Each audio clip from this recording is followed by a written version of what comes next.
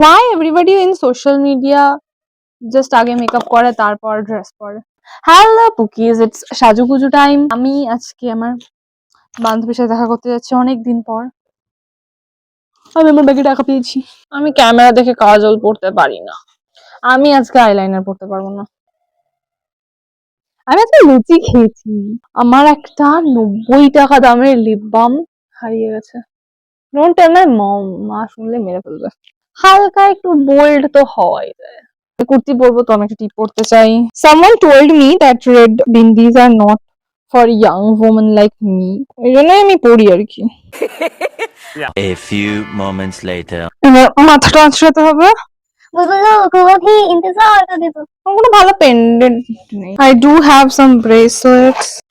আমি কিছুদিন আগে একটি ভালো ঘড়ি দেখলাম। যদিও আমার আমার যে কটা ঘড়ি আছে তার মধ্যে থেকে একটা চলে, সেটা হচ্ছে স্মার্ট ওয়াচটা। ফোন আছে, দেখে নেবো time.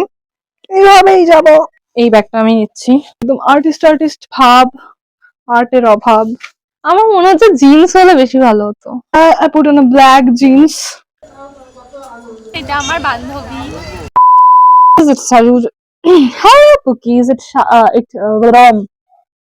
hello Pookies, it is Emotional, damn it!